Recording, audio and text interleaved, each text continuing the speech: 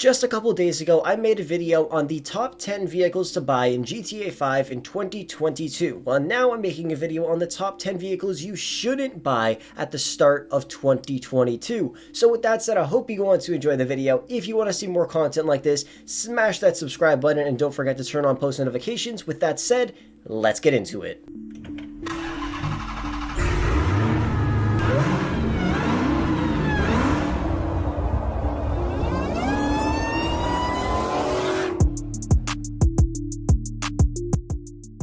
Let's start off with something simple. A Visia submarine that you could buy in the Kosatka submarine that you could use for the Cayo Perico heist. In my opinion, it's a waste of $1.5 million. It's very slow, and honestly, when do you ever actually use the submarines that are already in the game? Like the Summer Seal and the Kraken. You rarely ever use them, so why buy this one for 1.5 mil? Plus, most of the preps that you could do in the Cayo Perico heist could easily be done with a lot of other vehicles that are a lot more useful in GTA 5. Like for example, the Toreador or the Stromberg. They can also be stored inside of the Kosatka submarine, which is amazing. Plus, they're weaponized, and the Toreador has a boost function on it, which makes it 100 times better than that $1.5 million submarine that you could purchase inside of the Kosatka. So I just wouldn't recommend buying it. In my opinion, it's a waste of money. But if you did want to buy a vehicle with the Kosatka submarine, I would recommend purchasing the Sparrow. I'll leave a link down below in the description to a video I did comparing the Sparrow to the Buzzard, and also the top 10 vehicles that I would recommend purchasing so far in 2022. Check it out down below. The next vehicle is the Kurtz 31 patrol boat, and honestly this goes for most of the weaponized boats in the game, not just this one, but the Kurtz 31 patrol boat you could buy for just under $3 million. Its top speed is only 36 miles per hour, which isn't that great, and yeah, it does have some weapons on them, and they are pretty decent. The weapon on the front is a dual MG turret, just like the stock Insurgent pickup has, which is pretty damn good, and the one on the back, I believe, is a single MG turret, which is also pretty damn good. But when you think about it, you're paying $3 million for this boat, and when are you realistically ever going to use it? 99% of the time, you'll be fighting other players on land, and if you are fighting enemies in the water, you'll end up going out of your way to go and get that boat, since there's no way to request it in through the interaction menu. Most of the time, if you're fighting enemies out in the water, there's really only a couple options of how you're going to kill them, and 99% of the time, you're not going to go to a dock, spawn in your boat, and then drive at 36 miles per hour to go and kill those enemies. You'll spawn in a helicopter at your CEO office, or request in a CEO Buzzard, fly over there, shoot them all with missiles, jump out of the helicopter, steal a boat, and collect the package that you need to collect, or do whatever you had to do there. Or you would head over to the location driving in a car, and then request a dinghy in through your CEO menu, or something like that. 99% of the time, you're not going to end up going to a dock, collecting your weaponized boat, and then making your way all the way out to where the enemies are, killing them, and then making your way back. You're going to spend like double or maybe even triple the amount of time doing that. You're just going out of your way, and honestly, like I said at the start, it's just a waste of $3 million. But like I always say, if you love it, then just buy it. This next one isn't just one thing, it's kind of multiple things, and it's buying businesses in the city. For example, the new agencies, CEO offices, nightclubs, and even some auto shops. Why buy the Maze Bank Tower for $4 million when you could buy the Maze Bank West for $1 million, or the Arcadius Business Center for $2.7, when they're all the exact same?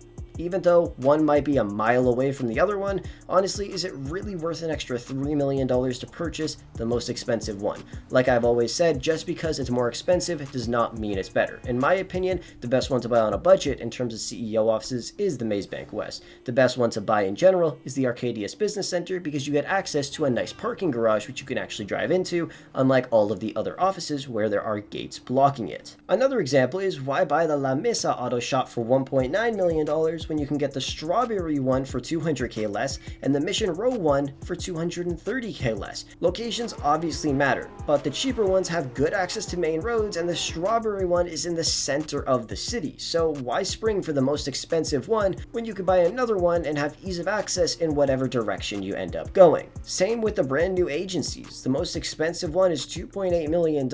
It has good access to the East Coast highways, but it's fairly northeast in the city, while the cheapest one for $2 million has instant highway access. going east to west, and it's in the heart of the city. So no matter what direction, it'll take you less time since the location is in the dead center middle. You need to go north, you need to go south, east, or west. You're in the heart of the city, which is much better than being far out on one side or the other. Alright, I think that's enough examples. I think you know what I'm trying to say. Just because it's more expensive doesn't mean it's better. So when you're buying a business, make sure you really look at what you're buying, because you could end up saving over $1 million, or you could end up losing $1 million and then regretting it in the future. Next up is the Blimp. Yeah, it's cool, but it's super slow and it'll cost you $1.19 million.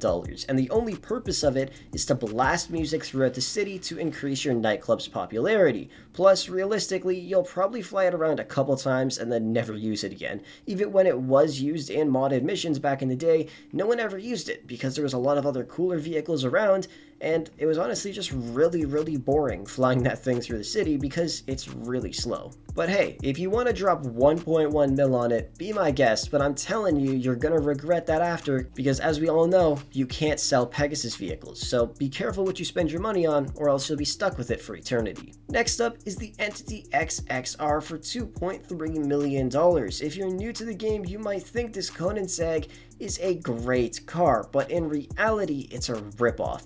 Yeah, it might have a high top speed, and its handling is okay, but it's honestly nothing to freak out over.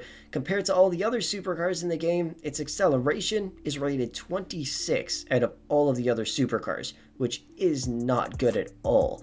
Acceleration is a key part to a supercar. If you wipe out or have to slow down around a turn, a lot of other faster and even some cheaper cars will beat out the Entity. So I would recommend looking around a little bit, and if you want to know some great supercars to purchase, I'll leave a link down below in the description. Next is the RM10 Bombushka for $5.9 million. This thing is super slow. Its top speed is 84 miles per hour. And let's think realistically for a second. A plane that large shouldn't even be able to take off if its top speed is only 84 miles per hour. Now, I don't know the exact calculations about this, but I do know that a small little plane with a single engine needs to be going 60 knots to take off. The RM10 speed in game is 72 knots. Which doesn't make a lot of sense because of how gigantic the plane actually is. Now, I actually calculated something else as well. I decided to take this plane to Sandy Shores. It took about 15 seconds to get in and start moving in this thing, and then 4 minutes and 30 seconds to get from Sandy Shores to LSIA. That might not seem that bad, but then when you compare it to something like, I don't know, the Titan, which is the OG cargo plane in GTA 5. Of course, there is, the actual cargo plane, but this thing, it only takes 5 seconds to start moving, and then it only takes about 2 minutes to get to LSIA from Sandy Shores. That's over 2 times faster than that $6 million piece of crap that you're flying. Oh, but I'm not done yet. I decided to embarrass this plane a little bit more. For 6 mil, come on. Of course we're gonna talk shit about it. So I took a Prius. I drove it from Sandy Shores to LSIA, and don't forget, this is a Prius, and it only took me 3 minutes and 45 seconds. Yes, a Prius beat out a multi-million-dollar plane. And it's a plane, like it has one route. It doesn't need to turn or do anything like that. It just needs to go straight. I guarantee any other plane in the entire game would be able to beat a Prius in a race from Sandy Shores all the way to LSIA. It's honestly just a terrible plane. I think I've given enough examples. If you're looking to buy a cargo plane, in my opinion, the Titan is amazing. Plus, since Rockstar added the ability to actually open the rear door, now you could do it with the Titan, and it costs 3 times less. I would highly recommend that over the Bombushka, even though the Titan doesn't have any weapons, but if you want some weapons on a big-ass plane, you already know there's a couple of those in the game. Next is the Swift and Luxor Deluxe. Now, I know I talked about this in last year's episode of this video, but I feel like I had to add it to this one as well, because I don't want you guys wasting $15 million on these vehicles, or maybe you already did, and now you're probably going to regret it. When these two aircrafts came out, we saw the price tags and we were like, holy shit, that is crazy expensive. They instantly became a status symbol. If you had one, you were flexing on everybody. Anybody that I met in GTA Online, anytime when these vehicles came out, even a couple years after that, I said, I have a Luxor Deluxe. You want me to go take you for a flight? They hopped in the back of it, smoked some cigars, had some champagne. They were living life. They were like, holy shit, I can't believe you spent $10 million on this or $5.1 million on that helicopter. But nowadays, If you buy them, you're going to regret it. The reason why is because there's another private jet named the Nimbus, which you could buy for 5 times less than the Luxor Deluxe, and it offers the exact same amenities, plus it's also faster and it looks more modern. But the big thing is the fact that it's 5 times cheaper. You got to admit, it's kind of a dick move. Releasing that plane a very long time ago, we spent 10 mil on it, and then a couple years later, they released the exact same thing, but more modern and 5 times cheaper. And now we're all pissed because we can't sell Pegasus vehicles still, which is kind of annoying. Same with the Buckingham Swift Deluxe. $5 million for a helicopter with some champagne in the back. Well, now we have the Volatus, the Super Velito, which are much cheaper than the Swift Deluxe, and they offer the exact same amenities, plus they're also very fast, and they are obviously luxury helicopters. So I would highly recommend just staying away from the Swift Deluxe and Luxor Deluxe. Yes, they are still very expensive, but now if somebody sees you own that, they're going to be like, you're an idiot. You just wasted $10 million. Or $5 million on the Swift Deluxe, when you could have bought something much cheaper and had an extra $10 million in your bank account pretty much. It would just be a really dumb move to purchase either of those two vehicles. And the final vehicle is the Slam Truck. Now, this is pretty obvious, but this is for new players. Do not buy this thing for $1.3 million. You look at it, you're like, holy shit, can I tow cars on this thing? You buy it, then you realize you can't. And then you try to put your car on it.